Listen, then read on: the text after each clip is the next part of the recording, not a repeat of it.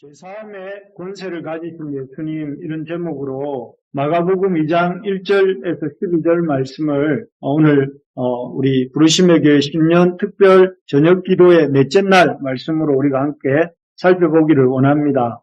우리는 며칠째 계속해서 예수님의 권세, 예수님의 권능, 예수님의 힘에 대해서 살펴보고 있습니다. 그래서 지난 수요일에는 권세 있게 구원의 사역을 펼치시는 예수님, 이런 제목으로 예수님이 어떻게 권세 있게 그 구원의 사역을 펼치시는가 하는 것을 보았습니다.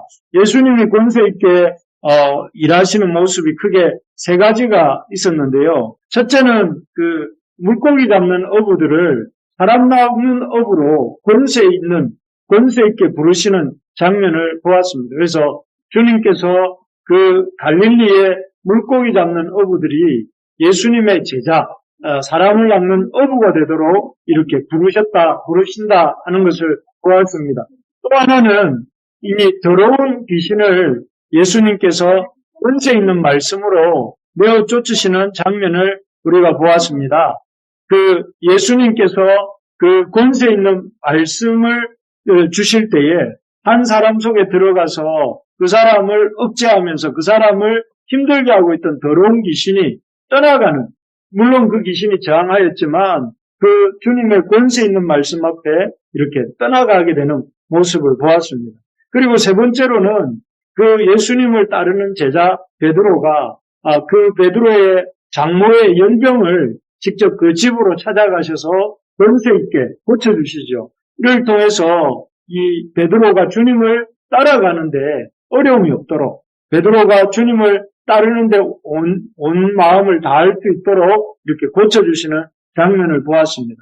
여러분, 이런 권세 있게 일하시는 주님이 그 주님이 오늘날 우리와도 함께 하시고, 그렇기 때문에 우리에게도 이런 주님의 권세가, 또 그 주님의 권능이, 주님의 그 파워가, 힘이 있음을 우리가 믿을 수 있기를 바랍니다. 그래서 우리가 매일매일 이 주님의 권능을 선포하는, 우리는 힘이 없지만 주님에게는 권세가 있고, 주님 말씀에는 권세가 있고, 주님의 일하심에는 권세가 있다는 것을 믿고, 주님의 권세를 의지하여서 우리에게 있는 어려움들에 향하여서 선포하고, 주님의 권세로 승리를 선포하고, 우리를 해방하는 그 난관들을 향해서 이 주님의 이름의 권세를 선포함으로 올 한 해 힘있게 우리에게 있는 모든 어려움이나 난관을 잘 헤쳐가는 우리 부르심의 가족들 되기를 믿음의 믿음으로 축복합니다.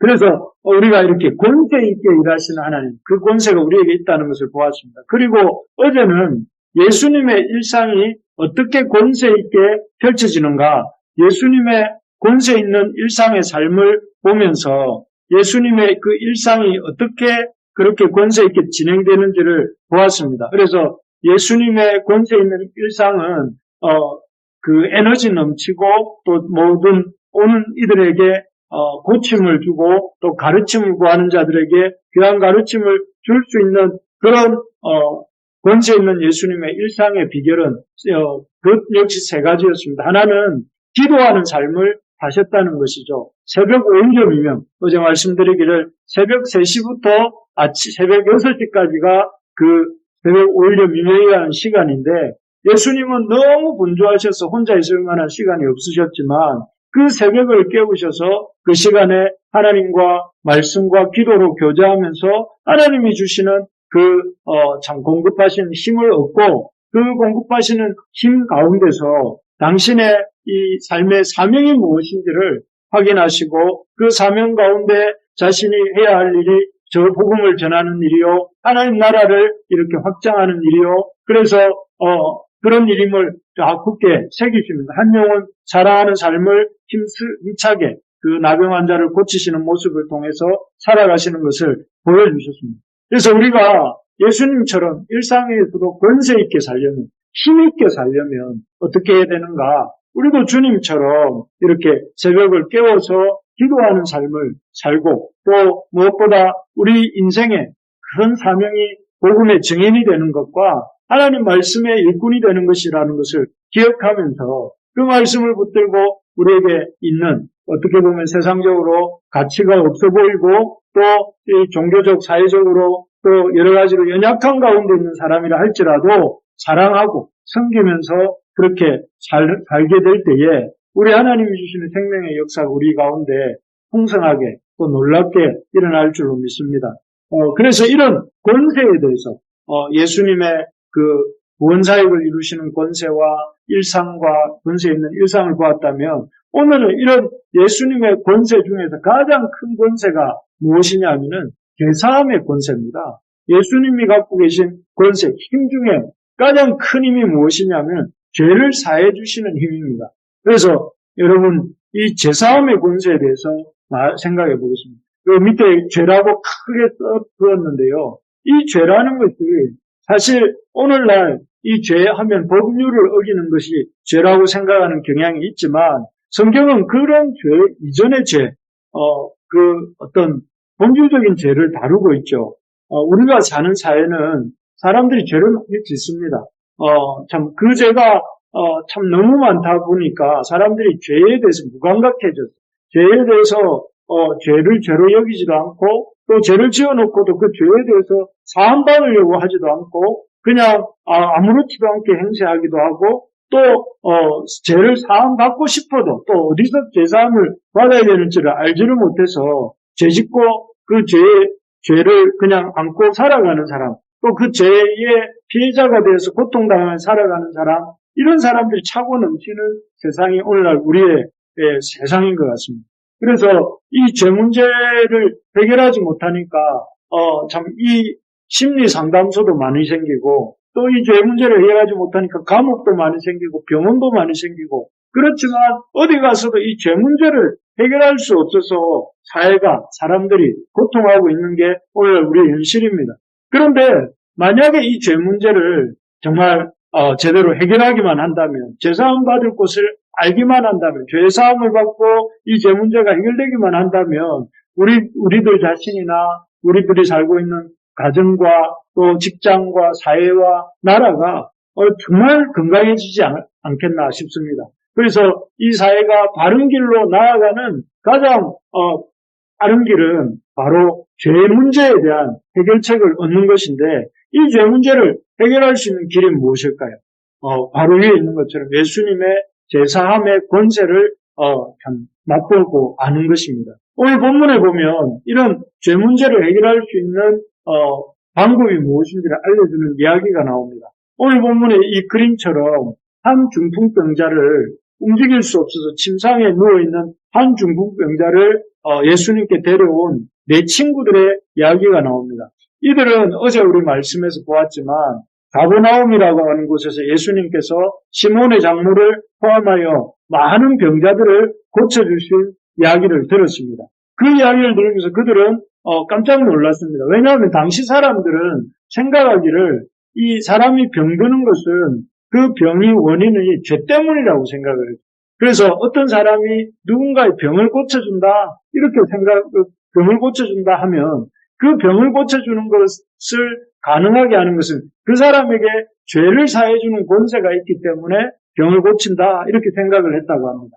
그래서 그들은 예수님께서 시몬의 장모를 포함해서 많은 사람들의 병을 고치시는 그 예수님을 보면서 예수님에게 제사하는 권세가 있다고 믿었던 것 같습니다. 그래서 자신들의 중풍병 걸린 그 친구가 그 당시 사람들 큰 죄를 지어서 이 사람은 큰 병을 앓고 있다고 생각을 했던 것 같은데 그런 친구를 그 죄사함의 권세가 있으신 예수님께 데리고 나오기로 결심한 것이죠. 그래서 예수님께 와보니 예수님은 그 많은 사람들에게 둘러싸여 있고 또 그 사람들 가운데 그런 집안에 계시는 그런 상황이었던 것이죠. 그래서 이 사람들이 예수님을 도무지 볼 수 없는 그런 상황이었을 때에 이 사람들이 그 지붕으로 올라가서 지붕을 뜯고 예수님 앞에 자신의 친구, 중풍병 걸린 친구를 이 그림에서 보는 것처럼 내려놓은 것이죠. 그렇게 함으로써 어떻게 됐겠습니까? 집안에서 집회를 하고 계시던 예수님은 완전히 그 모임이 엉망진창이 되었을 것이죠. 위에 천장이 막 뜯겨져 나가고 천장에서 흙부스러기가 떨어지고 먼지가 날리고 그러면서 사람이 내려오고 이럴 때에 정말 예수님이 말씀을 전하시기도 어렵고 듣는 사람도 집중하기가 어려운 그런 상황이 되었을 것입니다. 그럴 때 예수님이 이렇게 불쑥 내려온 중풍병자와 그 중풍병자를 내리고 있는 4명의 친구들을 보면서 마땅히 보여야 될 반응은 너희들이 왜 이렇게 집회를 해방을 얻느냐 하면서 야단을 치실 것 같은데 그러지 않고 5절에 보면 뭐라고 하시냐면 그들의 믿음을 칭찬하십니다. 칭찬하시면서 작은 자야 내 제사함을 받았다 하시고 내 상을 가지고 집으로 가라 이렇게 그 작은 자 중풍병자의 그 제사함을 이렇게 선포하시면서 내 상을 가지고 집으로 갈 것을 말씀하시므로 그 중풍병자가 중풍병 안 걸린 사람처럼 일어나서 집으로 돌아갈 수 있도록 놀랍게 고쳐주십니다. 그래서 이 예수님께서는 그 사람들 중풍병자와 내 친구들의 믿음을 이렇게 그 예수님께 나오면 제사함을 받고 또 병의 고침도 받을 것이라는 그 믿음에 실제적으로 놀랍게 응답해 주신 것입니다. 이를 통해서 예수님은 그 친구들과 그 중풍병자의 믿음대로 자기 예수님에게 죄를 사해 주시는 권세가 있다 하는 것과 예수님이 그런 권세가 제사함의 권세를 가지신 하나님이시다, 하나님의 아들, 하나님이시다 하는 것을 이렇게 그들에게 또 지금 우리들에게 분명하게 보여주시는 것입니다. 그렇습니다. 이 시대를 떠나서 인간의 가장 힘든 근본적인 문제가 무엇이냐면 죄 문제입니다. 죄 문제. 죄로 인한 그 죄 문제로부터 모든 인간의 고통의 문제가 나오지 않습니까? 여러 가지 실행죄들이 나오고 또 그 죄들로 말미암아 서로 고통을 주기도 하고 받기도 하면서 살아가는 게 인간의 삶입니다. 그런데 이런 죄 문제를 어디에 가서도 병원에 가서도 심리상담소에 가서도 또 참 이 죄 문제를 해결함을 받을 수가 없습니다. 그래서 병원이 그렇게 많이 생겨나고 심리상담소가 그렇게 많이 생겨나도 사람들이 고통에 스러워하면서 이 상처받은 마음을 안고 살아가는데 이 죄 문제를 해결할 분은 우리 주님 한 분뿐이시다 하는 것입니다. 이 죄 문제를 해결할 수 있는 길은 예수님의 그 제사함의 권세를 가지신 예수님께 나올 때에 참 이 죄 문제가 해결될 수 있다는 것을 보여주는 그림이 바로 이 중풍병자를 예수님께로 메고 나온 그 사람들의 믿음을 보시고 병을 고쳐주신 이 장면 속에 있다 하는 것입니다. 사실 복음서에 그렇게 많이 예수님께서 병자들을 고치시는 사건이 나오는 이유가 무엇입니까? 그 이유는 예수님의 병을 잘 고치는 사타나 편작 같은 명이다 하는 것을 보여주시기 위함입니까?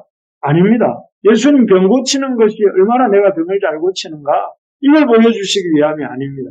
예수님이 그 많은 병자들을 고치시는 것은 그 당대 사람들이 생각할 때 병은 죄 때문에 생긴다고 생각을 했다고 했는데 그 죄 문제를 예수님이 해결하실 수 있는 분이다 하는 것을 보여주시는 그런 모습이다 하는 것입니다. 그래서 어떤 죄든지 그 죄가 어떤 죄든지 그 병이 다양한 병을 갖고 예수님께 나오든지 간에 예수님이 그 병을 고쳐주실 수 있는 분이다 하는 걸 보여주시기 위한 것이 예수님의 그 복음서의 이적들인 것입니다.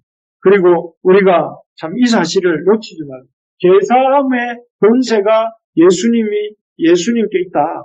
그리고 그 예수님만이 우리의 죄 문제를 해결해 주실 수 있다는 것을 우리가 붙들어야 됩니다. 사실 우리도 죄를 짓지 않습니까? 우리도 하나님의 자녀라고 하지만 하나님의 자녀임에도 불구하고 우리는 참 여러 가지 죄를 지을 때가 많습니다. 그럴 때 우리는 그 죄를 짓고 있는 자신을 보면서 낙심하거나 좌절합니다. 내가 이 하나님의 자녀인데 어떻게 이렇게 죄를 지을 수 있는가? 라고 생각하면서 낙심하고 좌절합니다. 또 그래서 하나님 앞에서 사는 것에 힘을 잃어버릴 때가 많습니다. 그럴 때 여러분 기억해야 될 것이 무엇입니까? 바로 이 4명의 친구들과 중풍병자처럼 예수님을 향해 나아와야 되는 것입니다. 예수님을 향해 나아와서 예수님 앞에 그 중풍병 걸린 친구의 침상을 내린 것처럼 우리가 주님 앞에 나가야 되는 것입니다. 그렇게 나갈 때에 우리 죄를 주님은 사해 주실 수가 있고 우리의 죄 문제를 우리 주님께서는 이렇게 해결해 주실 수 있다는 것을 믿으시기 바랍니다. 죄 문제는 예수님만이 해결해 주실 수 있다 하는 사실을 우리가 믿을 수 있기를 바랍니다. 그래서 그 죄 문제를 끌어안고 고통하지 말고 낙심하지 말고 좌절하지 말고 예수님께 이 죄 문제를 들고 나아가는 우리 부르심의 가족들 되기를 바랍니다. 그럴 때 우리가 참 주님의 놀라운 그 죄사함의 은혜를 덧입을 수 있게 되는 것입니다. 자, 그래서 어떻게 하면 우리는 이 4명의 친구들, 한 중풍병자와 4명의 친구들처럼 예수님께 우리의 죄 문제를 들고 나갈 수 있는가? 이것을 간단하게 살펴보고 마무리를 하겠습니다. 첫 번째는 우리가 이 4명의 친구들처럼 주님께 나아갈 수 있으려면 첫 번째는 예수님께만 죄사함의 권세가 있음을 믿어야 합니다. 제가 계속 말씀드렸지만 사람들에게는 다른 사람의 죄를 사해줄 능력이 없습니다. 이 서기관들이 이 4명의 친구들이 메고 온 중풍병자를 예수님이 고쳐주실 때 그 자리에 있었죠. 그러면서 이 서기관들은 예수님이 소자야 내 죄사함을 받았다 이 말씀을 하고 그 중풍병자를 고쳐주실 때 예수님을 향해서 참남하다고 생각을 했습니다. 어떻게 신성모독을 하는가?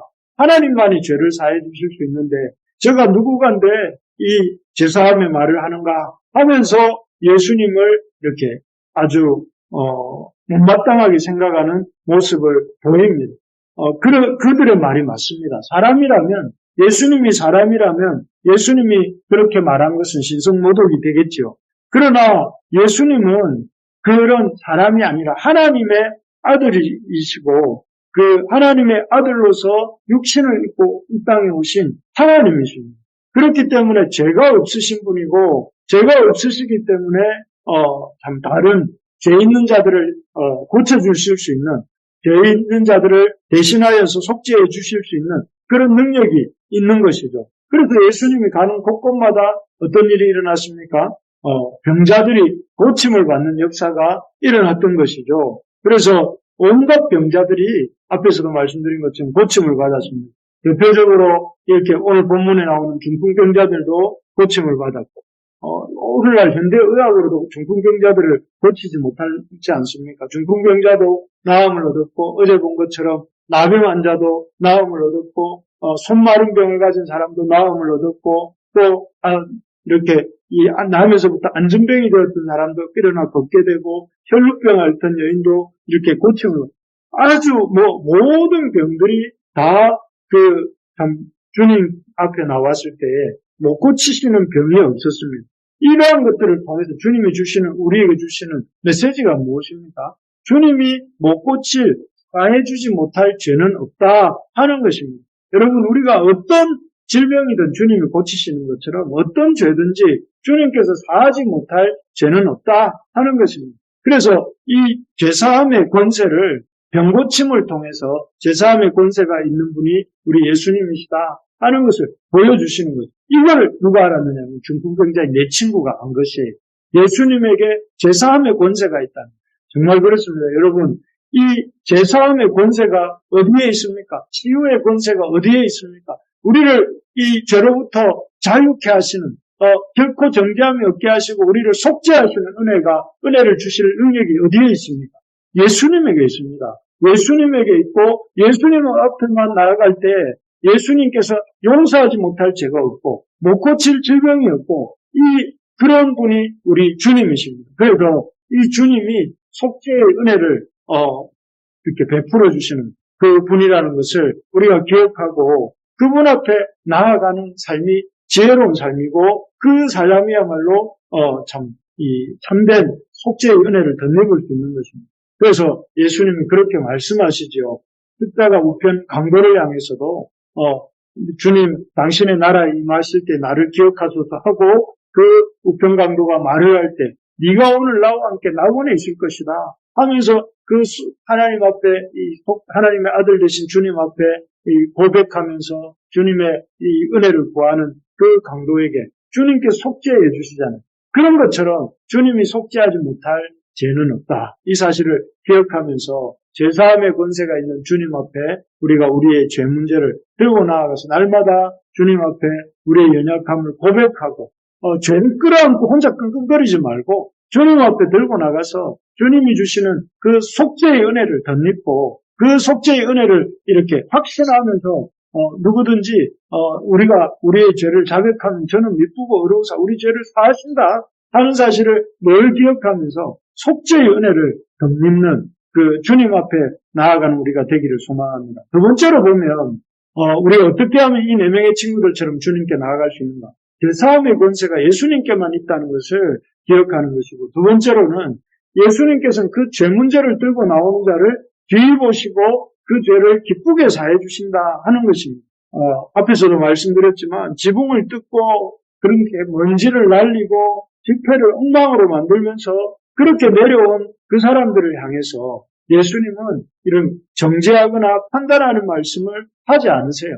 그냥 오히려 그들의 믿음을 보셨다고 하고 그들의 믿음을 보시고 그 중풍병자의 병을 낫게 해주셨다는 거예요. 왜 그럴까요? 그들의 믿음을 기쁘게 보신 것입니다. 그래서 히브리서 11장 6절에는 이렇게 말합니다. 믿음이 없이는 하나님을 기쁘시게 하지 못하나니 하나님께 나아오는 자는 하나님이 계신 것과 자기를 찾는 이들에게 상 주시는 이심을 믿어야 할지니라. 아멘. 여기 보니까 이 하나님이 자기를 찾는 이들에게 상 주시는 이심을 믿고 나오는 사람을 하나님을 기뻐하신다는 거예요. 하나님은 어떤 사람을 기뻐하시냐면 하나님 앞에 하나님이 나아가기만 하면 하나님이 그 은혜를 베풀어 주시고 하나님이 그 사람에게 하나님의 그런 복을 내려주신다는 사실을 믿고 나오는 자들을 하나님 기뻐하신다는 거예요. 바로 지금 예수님이 이 내 중풍병자를 메고 온 내 친구를 바라보는 주님의 마음 기뻐하신다.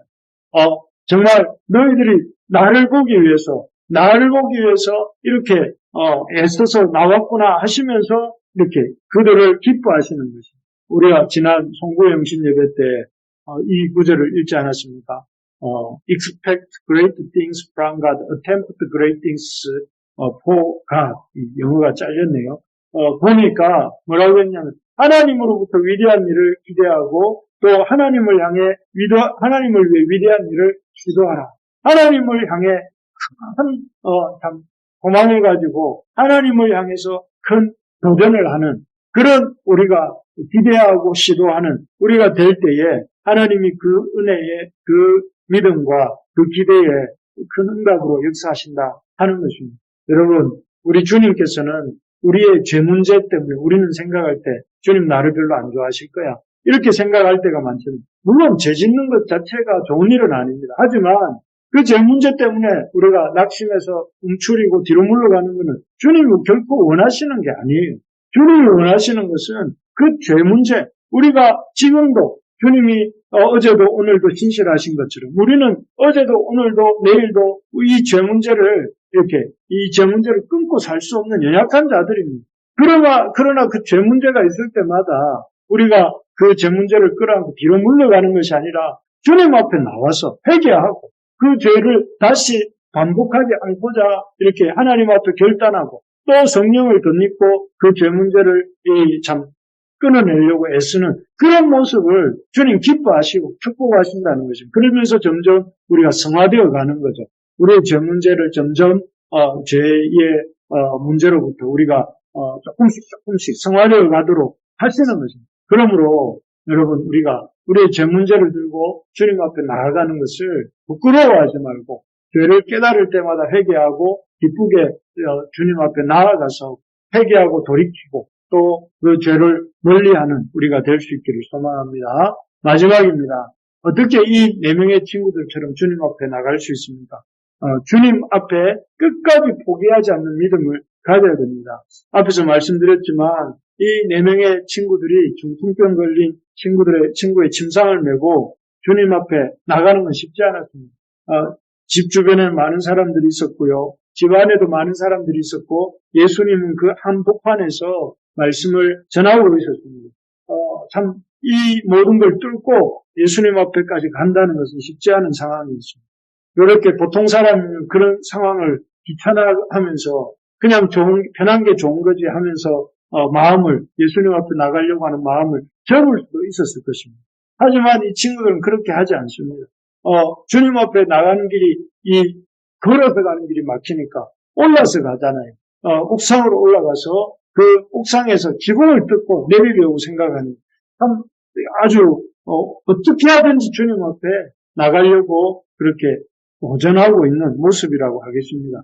이런 모습이 바로 주님을 만나게 된 것이고 2024년이 우리에게 이런 포기하지 않는 믿음이 있기를 바랍니다. 주님 앞에 포기하지 않는 이 믿음을 가지고 나아가서 주님의 도우심을 계속 구하는 우리가 되어야 되겠습니다. 말씀을 뵙겠습니다. 우리 지난 나흘간 우리가 계속 중요하게 살펴본 단어는 권세입니다. 권세. 주님께 권세가 있습니다. 주님에게는 그 권세가 있어서 그 권세로 사람 낚는 어부가 되게 하시고 또 그 권세 있는 말씀으로 더러운 귀신들을 쫓아내시고 병든 자를 고치십니다. 또 예수님은 그 권세 있는 그런 일상을 살아내시기 위해서 새벽 5일에 미명에 기도하셨고 또 기도하시는 가운데 자신의 사명이 무엇인지를 기억하시면서 그 사명을 붙들고 한 영혼을 사랑하면서 살아가셨습니다. 그리고 오늘 이 말씀을 통해서 주님께 제사함의 권세가 있다는 것을 보여주시면서 그 죄 문제를 들고 나오는 것을 주님이 기뻐하신다는 것을 우리에게 알려 주시면서 그 죄 문제로 인해서 뒤로 물러가지 말고 끝까지 포기하지 말고 믿음을 갖고 살라고 우리에게 말씀을 주고 계시는 것입니다.